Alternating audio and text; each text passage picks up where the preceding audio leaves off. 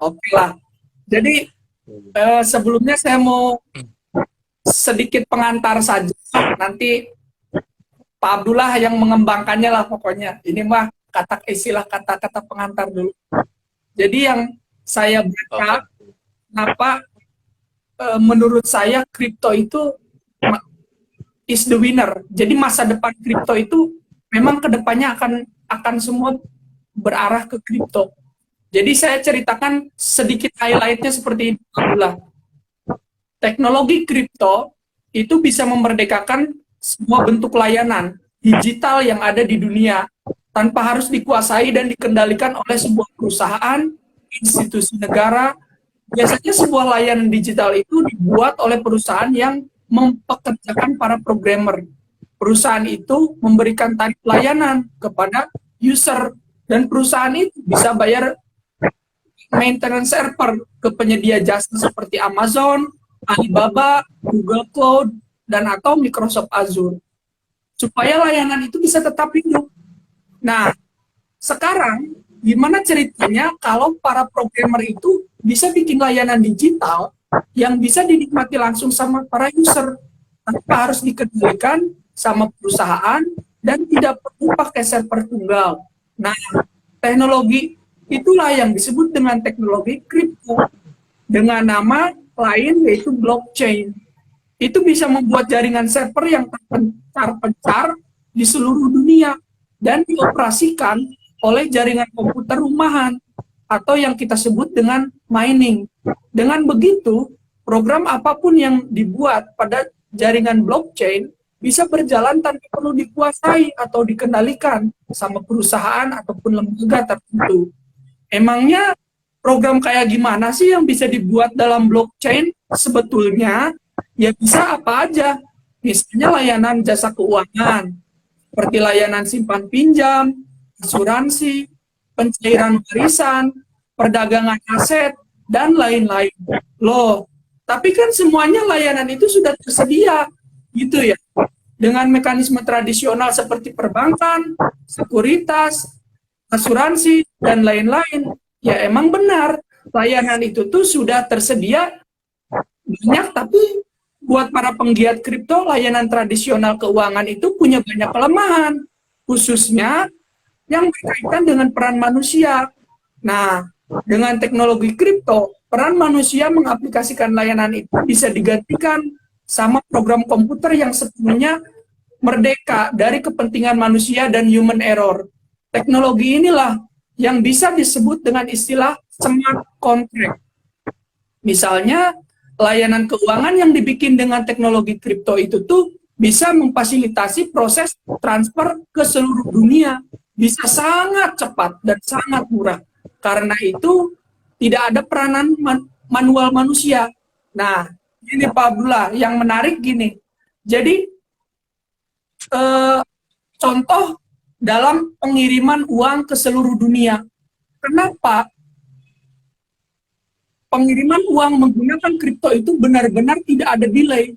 Karena servernya itu hanya satu dan tidak menjalankan beberapa server yang saling berkomunikasi. Contoh, kalau di perbankan, untuk kita bisa transfer ke Australia menggunakan Mastercard atau Visa, nah dari kita terkoneksi ke Bank Indonesia atau bank, misalkan kita punya rekeningnya di BRI, dari kita terkoneksi ke BRI, dari BRI disambung lagi ke BI, Bank Indonesia. Nah, dari BI lari dulu ke Amerika sebelum nanti ke Australia. Dan di Amerika itu ada satu kota kecil tempat di mana server Visa dan Mastercard itu berjalan. Jadi itu semua berjalan dengan namanya itu kalau di program itu API, Pak Abdullah. Makanya kenapa ada istilah delay. Jadi API itu adalah program server yang berkomunikasi dengan server lain, dengan berbeda server. Bagaimana caranya meneruskan transaksi tersebut? Nah, baru dari Amerika tersebut dikirimkan langsung ke orang yang ada di Australia tersebut. Sehingga pengiriman uang itu cenderung agak lama. Makanya kenapa kalau kita, contoh misalkan Pak Abdullah punya rekening segregate account di Amerika atau di Eropa. Nah, Pak Abdullah, untuk pencairan rekening saya jamin pasti memakan waktu minimal 1 hari kali 24 jam. Karena itu kita melibatkan begitu banyak server dan begitu banyak kebijakan yang ada di dunia ini, sehingga memang delay itu luar biasa. Jadi bukan delay karena servernya, tapi delay karena semakin banyaknya kebijakan antar negara yang memang bikin ribet. Ditambah lagi dengan sistem manual, campur dengan manual misalkan teller ataupun customer service ataupun misalkan yang khusus bagian transfer luar negeri. Mereka konfirmasi secara manual. Nah, itulah yang menyebabkan menurut saya blockchain, teknologi blockchain adalah salah satunya teknologi yang bisa men-challenge World Wide Web. Jadi web www.namaanda.com itu bisa di-challenge dengan adanya teknologi blockchain ini, satu-satunya teknologi yang bisa menandingi World Wide Web. Teknologi adalah teknologi blockchain. Oke, begitu sedikit pengantarnya Pak Abdullah. Lanjut, Siap. saya akan bertanya kepada Pak Abdullah. Tentu saya ingin bertanya kabar dulu nih ke Pak Abdullah setelah sekian lama malang melintang di dunia marketing, jatuh bangun, dan luar biasa. Bagi saya Pak Abdullah itu contoh guru dari kegigihan Pak Abdullah menjadi seorang profesional marketing sampai sekarang mungkin bisa menemukan, mudah-mudahan sudah menemukan jalannya yang bisa tentunya bikin nyaman lah. Nah, jadi Pak Abdullah ini mulai aktif, mulai terbesit atau istilahnya apa ya, mengenal dunia kripto ini, ceritanya bagaimana Pak Abdullah? Bisa di-share kepada kita semua ini, anak muda yang masih galau gitu. Kalau merindukan kasih sayang ya gitu ya. Ya, jadi kalau mengenal cryptocurrency sebetulnya sudah 4 tahun yang lalu gitu ya. Cuman akan tetapi karena 4 tahun yang lalu itu kan apa namanya isu-isu banyak, istilahnya Bitcoin yang dulu kita pertama kenal itu kan. Itu kan masih ilegal, bersifatnya masih di semua negara itu masih ilegal. Iya. Apalagi di Indonesia itu kan. Nah, dulu saya pernah beli Bitcoin itu 100 Bitcoin di harga 3,5 juta. Dulu itu 4 tahun yang lalu. Ketika naik harganya menjadi 10 juta, saya pikir saya sudah menjadi orang yang kaya raya gitu. Jadi saya jual gitu. Saya jual di harga 10 juta, saya dapat uang, saya pikir sudah menjadi kaya raya. Ternyata enggak gitu loh. Setelah itu saya menggeluti dunia yang lain seperti halnya falas, yaitu trading forex ya kan. Nah, terus makin saya pantau pergerakan apa sih pertumbuhan cryptocurrency ini sehingga membuat saya lebih pengen fokus mempelajari cryptocurrency ini gitu. Sehingga berjalannya waktu dari cryptocurrency A sampai Z lah istilahnya gitu kan. Sampai sistem A sampai sistem Z jatuh bangun ya istilahnya, kan tetap aja di dunia bisnis manapun ada yang tipu-tipu, ada yang benar gitu, tetap aja. Baik di dunia cryptocurrency pun sama seperti itu. Banyak orang-orang yang sekarang itu sekelompok orang atau perorangan memanfaatkan teknologi blockchain, memanfaatkan lagi gandrung-gandrungnya cryptocurrency ini membuat program yang nanti ujung-ujungnya akan diskemkan sama dia. Seperti itu. Banyak sekali sekarang tumbuh seperti itu. Jadi makanya kalau mau bermain cryptocurrency atau berinvestasi di cryptocurrency harus hati-hati gitu. Harus pandai memilih dan memilah gitu loh. Cryptocurrency mana? Istilahnya seperti itu. Seperti itu gitu loh. Nah, sehingga alhamdulillah saya saat ini menemukan salah satunya yaitu cryptocurrency yang menurut saya bagus, dan saat ini saya lagi fokus kan, saya lagi jalankan, saya lagi investasikan uang saya di cryptocurrency yang ini namanya cryptocurrency Yumi Coin. Ya. Yumi Coin ini baru berjalan sekitar 10 bulan. Yaitu dari Rusia seperti kalau nggak salah Ethereum itu kan pendirinya dari Rusia ya. Vitalik itu ya. Iya. Iya. Nah, apa sih kenapa saya memilih cryptocurrency Umi gitu? Karena cryptocurrency Yumi ini dia memakai dia punya blockchain sendiri dengan sistem proof of authority. Kalau Ethereum itu kan proof of work ya, kalau nggak salah PO ya pakainya. Kalau si Umi ini blockchainnya pakai POA, proof of authority. Nah, blockchainnya ini yang generasi yang keenam. Nah, untuk yang ketujuhnya saya baca semua di blog-blog di internet itu belum menemukan generasi yang ketujuhnya belum menemukan gitu. Nah, saya pelajarin untuk kecepatan transaksinya dibandingkan dengan Bitcoin sendiri itu 300 kali lebih cepat untuk transaksinya. Saya pernah buktikan, saya transfer dari alamat Bitcoin yang satu ke alamat Bitcoin yang lain itu butuh waktu 30 menit. Ya, betul. Dan itu kena biaya. Itu kena biaya. Walaupun sesama alamat Bitcoin. Nah, saya coba yang katanya dari yang saya pelajarin di blockchain Yumi ini, katanya kalau transfer dari alamat Yumi ke alamat Yumi yang lain itu nggak kena biaya dan lebih cepat. Saya buktikan. Ternyata betul. Saya transferkan dari alamat A ke alamat yang B yang koin blockchain Yumi ini nggak kena biaya sama sekali. Nggak ada biaya gitu. Dan sangat cepat. Tidak membutuhkan waktu yang sangat lama. Paling maksimal itu 5 menit. Sudah sampai. Itu. Jadi itu kelebihannya. Dan apa yang tadi Mas Epri paparkan di awal, ya kan? Ya. Di awal tentang blockchain A, B, C seperti itu. Di Yumi ini juga ada sistem smart contract. Sekarang yang lagi ramai itu memang sistem smart contract yang dinamakan yaitu DeFi, yaitu kan desentralisasi finansial seperti itu gitu.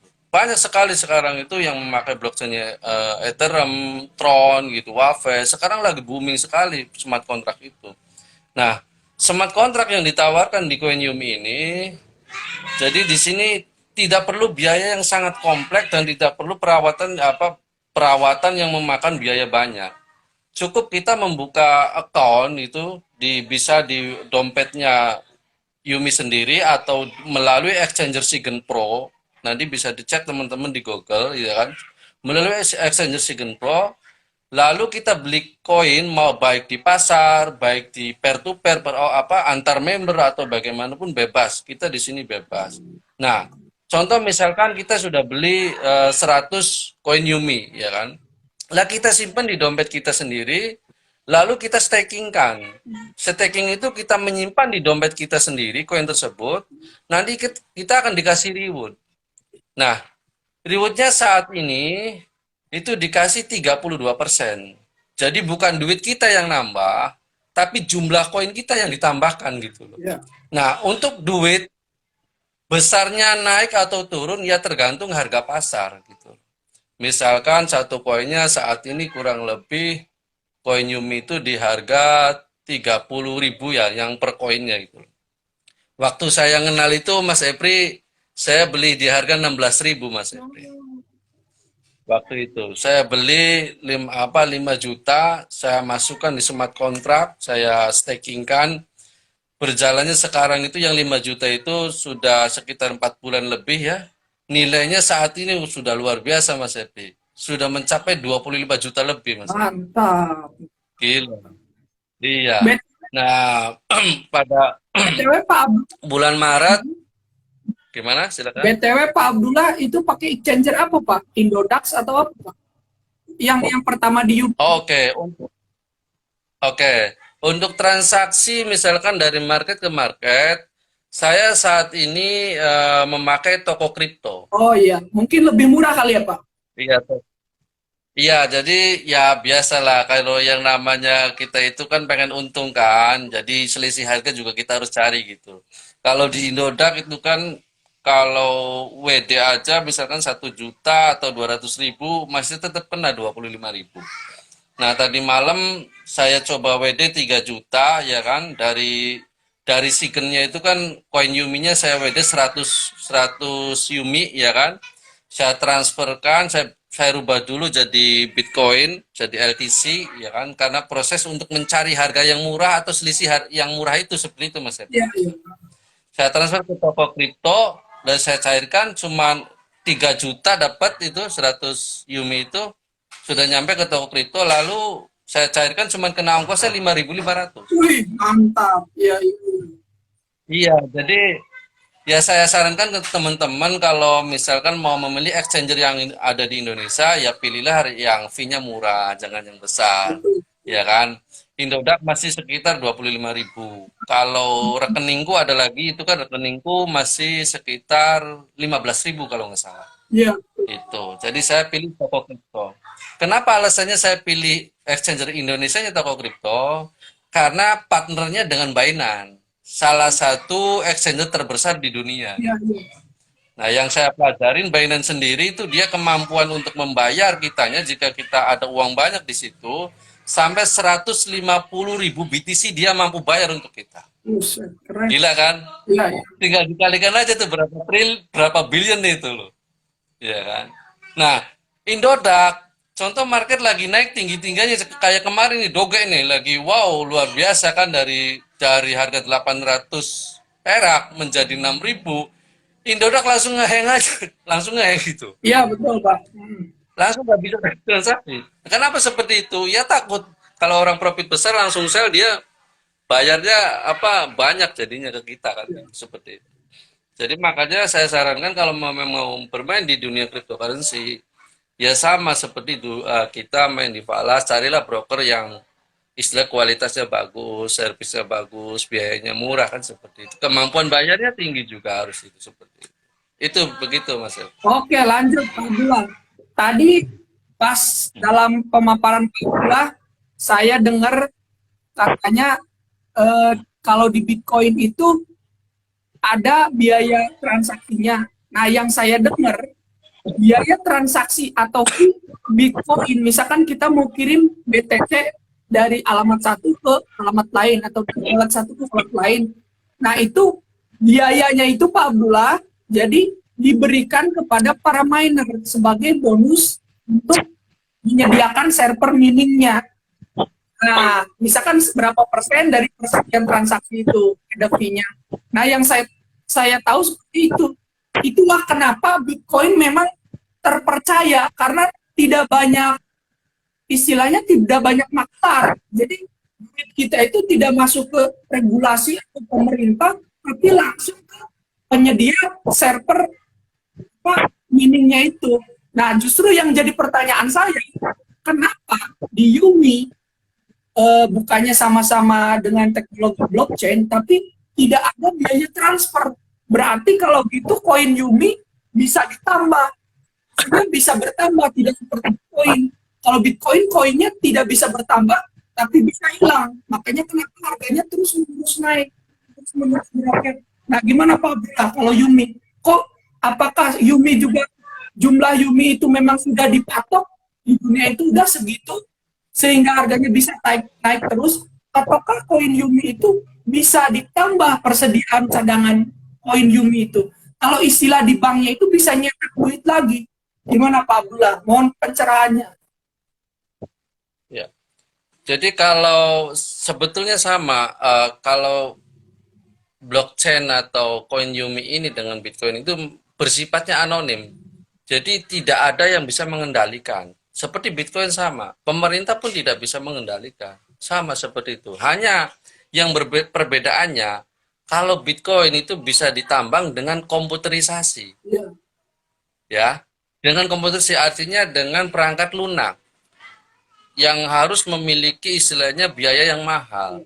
Beli PC-nya berapa, ya, listriknya biayanya berapa. Nah, di sini di Yumi ini dengan teknologi smart contract staking ini, ya cara penambangannya dengan staking ini gitu. Ya. Nah, apa yang membuat jadi yang setahu saya kalau Bitcoin itu cara penambangan istilahnya apa ya? Proof and work ya. Nah, kalau dengan cara staking ini proof and stake. Jadi si blockchain Ya. kalau yang Bitcoin itu dia akan menambang harus dengan perangkat lunak. Kalau si blockchainnya Yumi atau blockchain yang lain dengan sistem staking ini, si blockchain harus diisi koin dulu, baru dia jalan, akan menghasilkan koin baru. Seperti itu perbedaannya.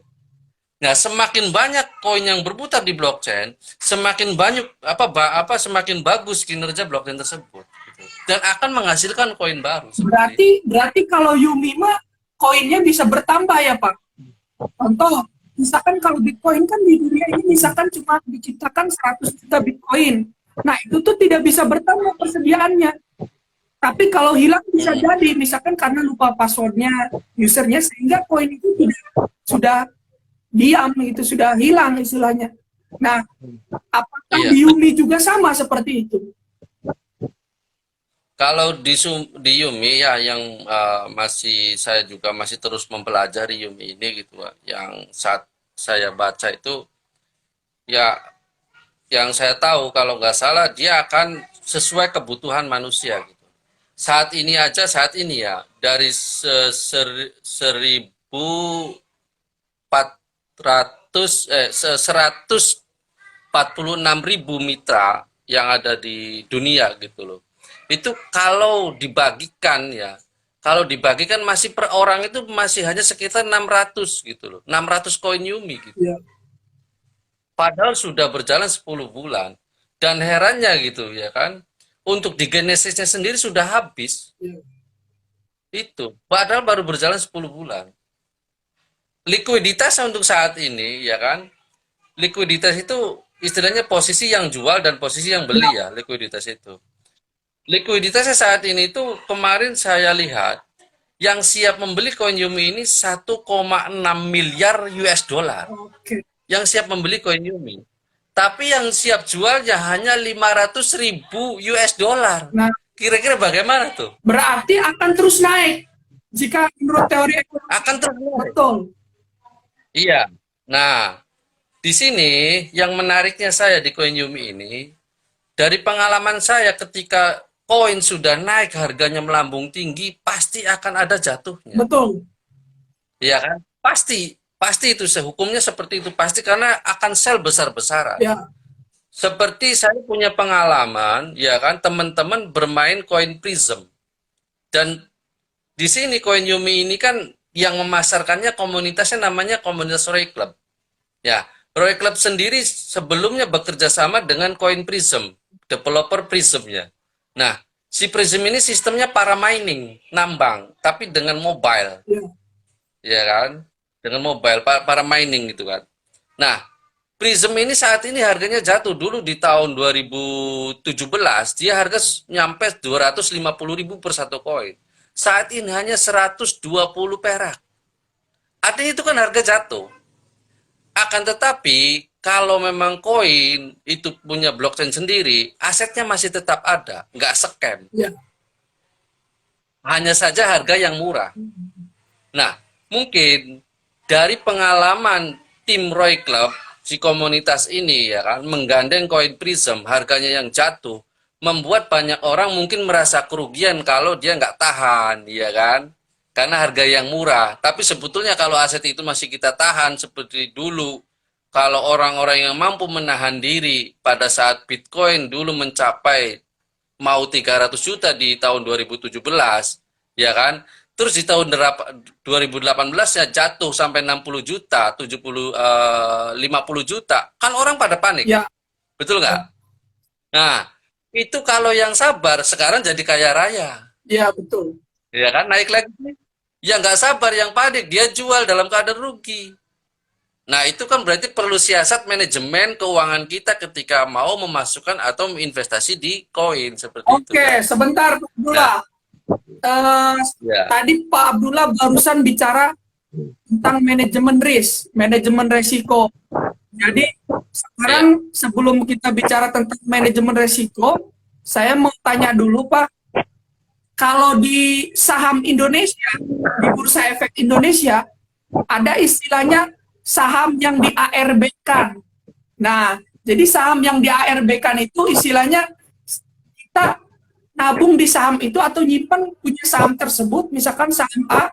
Nah, saham A itu dari tadinya harga tinggi turun, benar-benar turun drastis, bahkan sampai tidak ada harganya.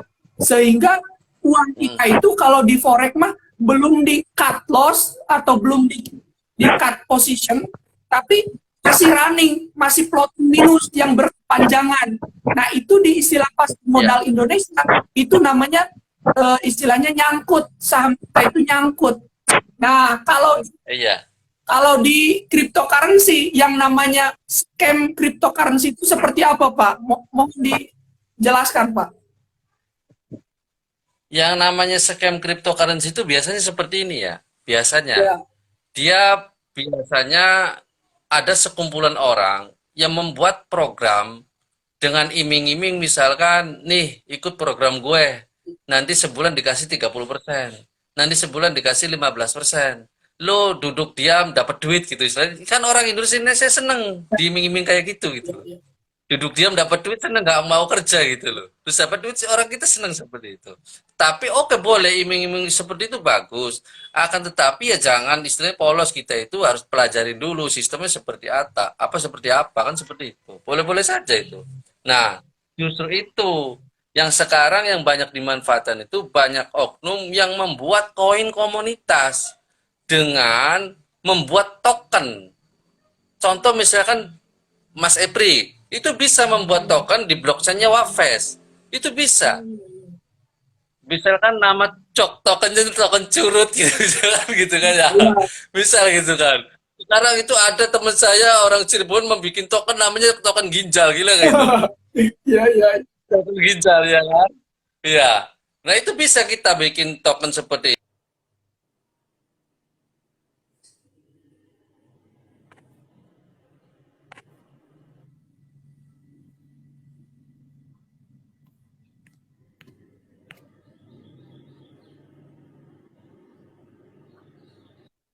Oke, Halo? oke, sorry Pak, ya, Nah, ada ini kendala teknis. Lanjut Pak.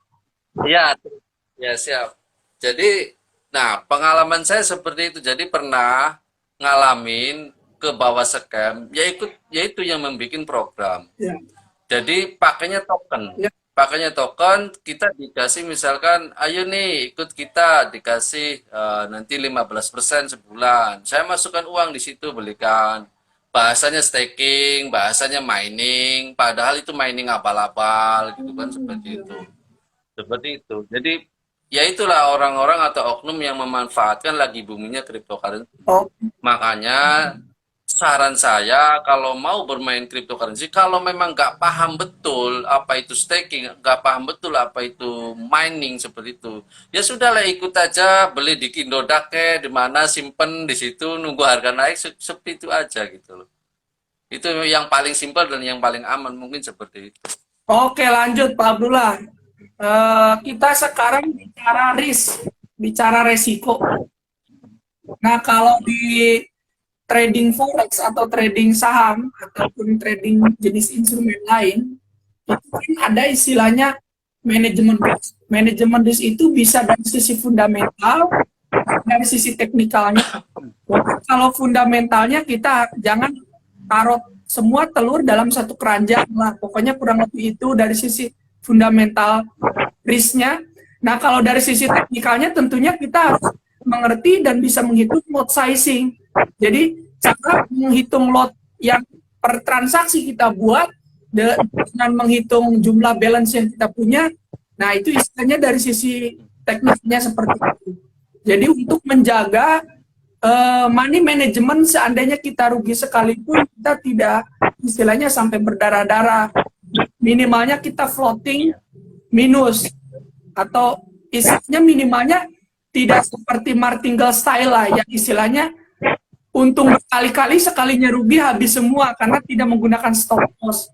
Nah kalau di Umi sendiri itu instrumennya berarti sama kayak saham, berarti apa? Maksudnya tidak ada leverage, tradingnya itu tidak ada leverage, kita hanya membeli aja, ngehold aja.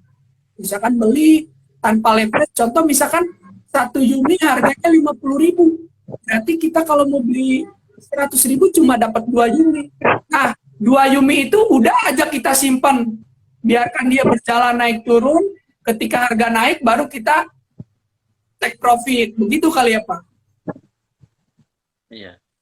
Ya, jadi kalau istilah di kripto ini untuk staking, yang banyak teman-teman bilang, kita juga sering ikuti forum-forum itu kan lebih nyaman, lebih aman gitu. Nah, kalau memang kita mau menyimpan koin ya kan, misalkan koin Yumi, kita beli, misalkan kayak tadi Mas Sepri bilang harganya 50.000, beli dua ya kan, kita simpan Nah, kalau kita hanya simpan ya, hanya menyimpan nggak di staking kan, ya koin kita nggak bertambah. Oh iya.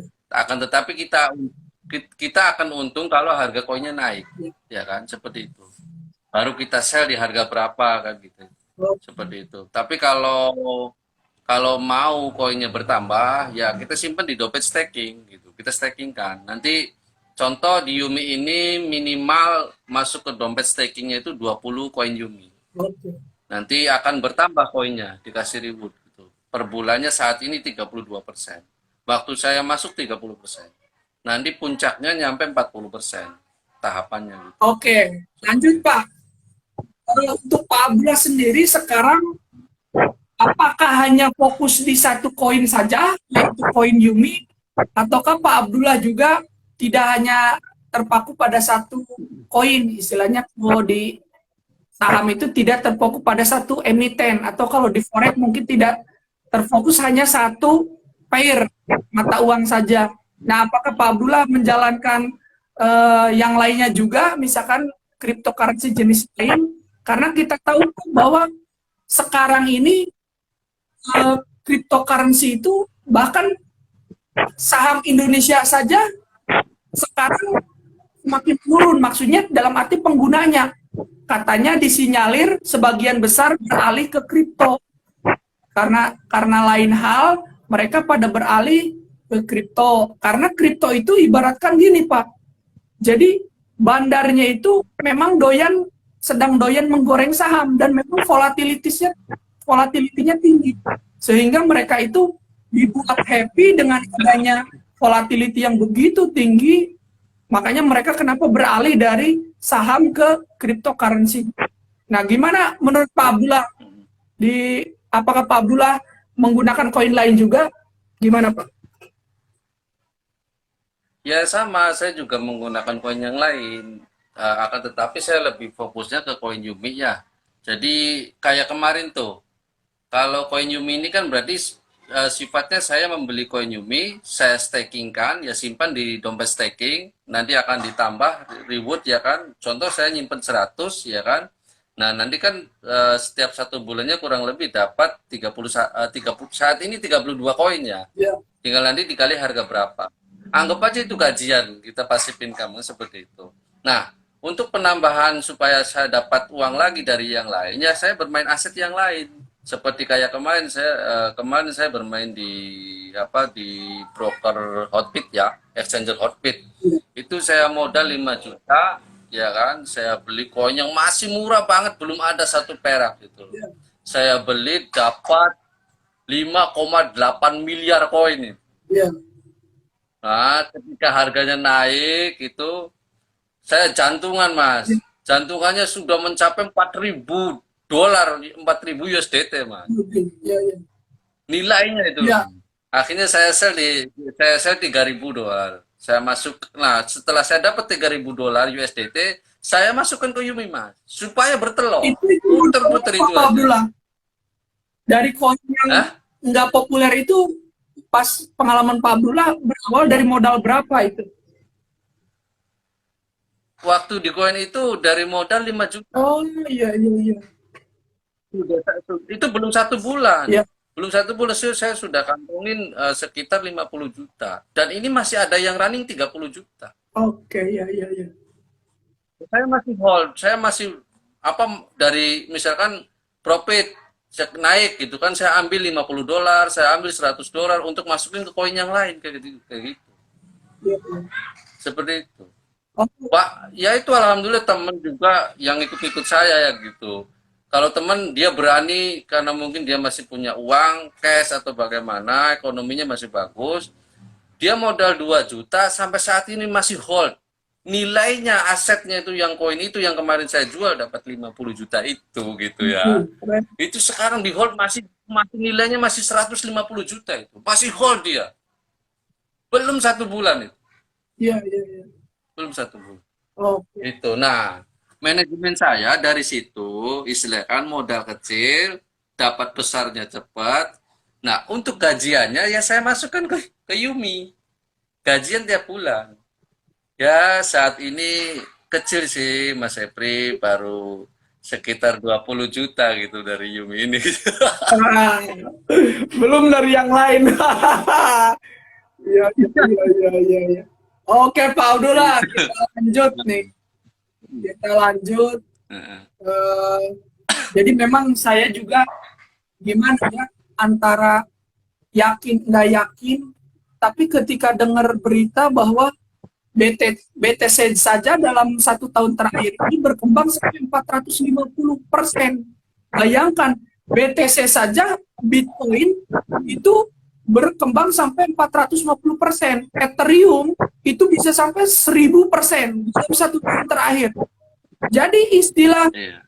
kalau kita sebut mungkin belajar indikator forex, istilahnya kan ada overbought, ada oversell. Ternyata trading sebenarnya itu tidak ada overbought, tidak ada oversell. Yang ada mungkin kita bisa averaging buy saja, karena sebenarnya seperti kita lihat di apa itu namanya chart. Kalau kita Pak Abdullah coba lihat chart emas, walaupun emas turun, jika kita lihat dari time frame yang panjang, misalkan time frame 1 tahun, harga emas itu selalu mengalami kenaikan. Jadi kalaupun turun itu hanya koreksi dan bisa menuju ke resisten yang lebih tinggi. Lalu seperti itu, turun resisten lebih tinggi.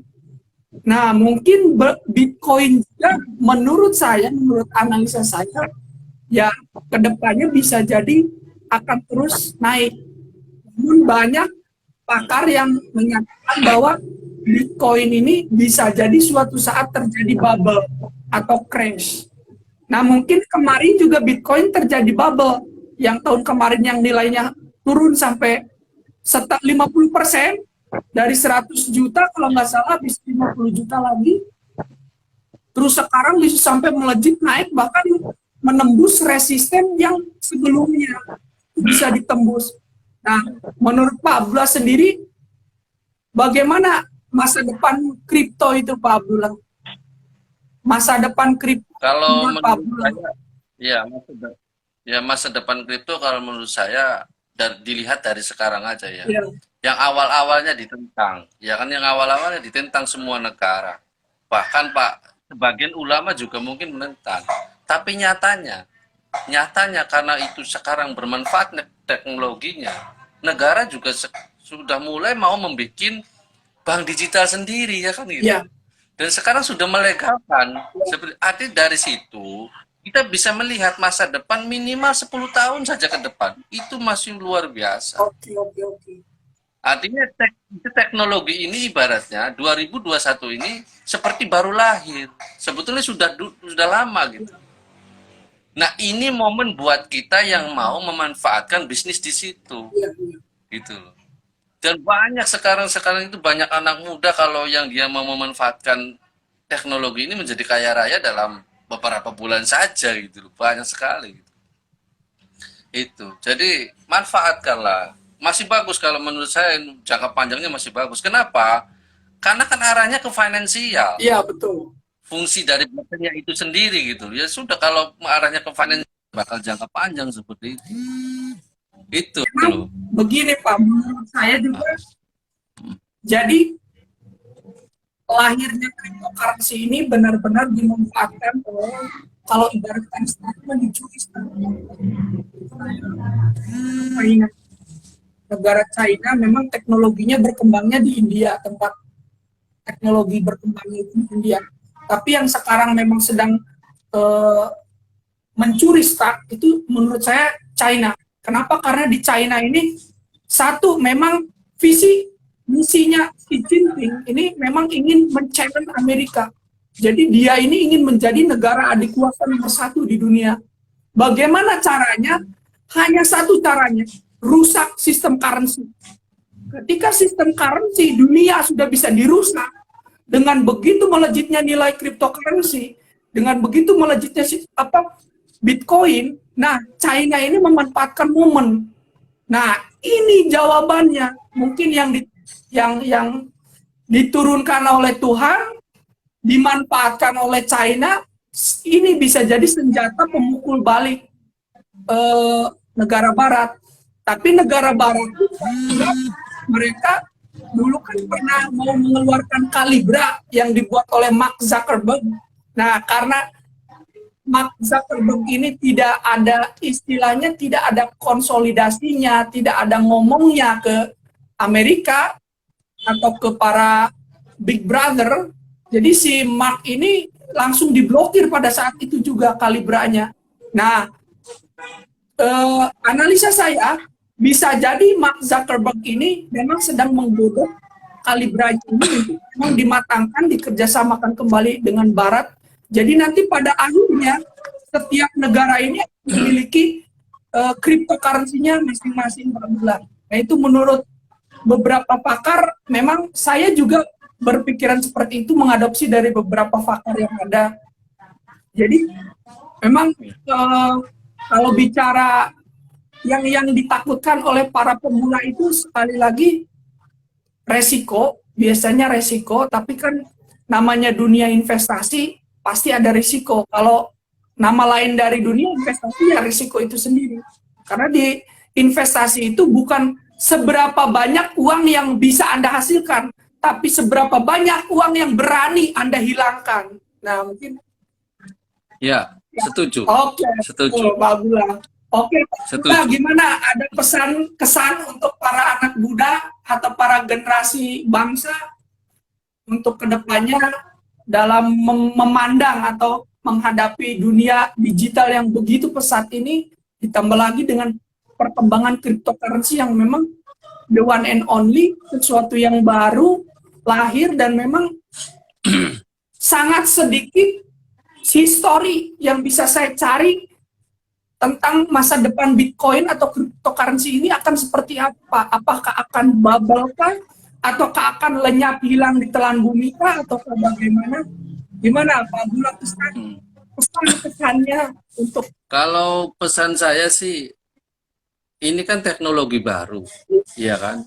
Artinya sesuatu yang baru. Nah, kalau sesuatu yang baru itu biasanya tetap terjadi pro dan kontra. Nah, bagi saya yang biasa istilahnya berani dengan sistem-sistem yang baru, ya saya selalu maju. Dan saya selalu siap dengan risiko tersebut gitu loh. Ya kan kita bisa membedakan kalau orang yang cerdas tapi tidak berani mengambil risiko, tetap suksesnya susah. betul? Tapi misalkan ada orang bodoh yang mau belajar dan berani mengambil risiko, insya Allah dia jauh akan lebih sukses daripada orang cerdas tersebut. Nah, gimana kalau orang cerdas ditambah berani mengambil risiko? Wah, itu tambah kenceng dia larinya. Iya. Nah, artinya saya pesan kepada teman-teman semua, sahabat-sahabat semua gitu loh. Ambil peluang ini, mumpung baru istilahnya baru lahir, baru on gitu loh. Ambil peluang ini gitu loh. Banyak silakan mau nggak harus Yumi, semua koin bagus kok. Tapi akan tetapi awas hati-hati, banyak juga yang memanfaatkan momen ini gitu loh. Jangan ikut program-program yang asal-asal gitu. Nanti uang Anda hilang gitu, seperti itu gitu. Ininya itu saja gitu. Masa depan kripto ini kalau menurut saya masih sangat panjang. 20 tahun ke depan masih bagus lah. Gitu loh. Ya bisa dilihat lah sistem keuangan kita dulu sama Mas Said, bukan dulu sampai sekarang juga masih ya gitu. Cuman sekarang saya lagi fokus di cryptocurrency gitu kan. Falas saja itu kan sebetulnya lahir dari tahun 72 kalau yang saya baca ya. Sampai sekarang masih hidup. Nah, itulah dunia finansial. Lah gimana dengan teknologi yang luar biasa ini gitu loh. Kan kita bisa meraba ke arah sana masa depannya gitu loh. Seperti itu, Mas Epri. Oh, Jadi pesannya ya kalau memang istilahnya mau ada sedikit perubahan dari ekonomi yang tadinya dompetnya 1.000 jadi ada 10.000, ya masuklah coba icip-icip ke cryptocurrency gitu mana kayak gitu. Seperti itu. Banyak baca-baca di dunia, di internet, di blog-blog manapun, pelajari di situ, insya Allah dapat gitu. oke Pak Abdullah. Seperti itu Mas. Ya, sebagai closing statement, sebagai akhir dari pembicaraan ini, saya minta 3 kata dari Pak Abdullah, 3 kata tentang cryptocurrency ini. Iya. Jadi pertama untuk cryptocurrency ya, kalau mau bermain cryptocurrency, 3 kata, pilihlah koin. 3 kata saja, 3 kata. Hah? 3 kata saja. 3 kata Ya, ya. jangan terlalu panjang. Nah, pilih koin Yumi. Jiwa. Oke, Pak Abdullah, terima kasih Gitu. atas bincang sorenya, bincang siang menjelang sore. Mudah-mudahan perbincangan ini ya walaupun tidak bermanfaat setidaknya bisa jadi hiburan. Bisa jadi hiburan untuk teman-teman. Ya, betul. Betul. Ya, istilahnya kita tukar wawasan. Betul, Pak Abdullah. Oke, saya ucapkan terima kasih yang sebanyak-banyaknya untuk Pak Abdullah. Mungkin di next time kita akan berbincang dengan tema yang lain. Jadi Siap. untuk Siap, edisi siap. ngabuburit kita kali ini saya ucapkan terima kasih. Don't go anywhere. Stay tune on ngajitrading.com. See you to the next video. Oke, terima kasih. Oke, bye-bye. Assalamualaikum warahmatullahi wabarakatuh. Terima kasih Mas Sepri. Semangat, semangat. Warahmatullahi wabarakatuh.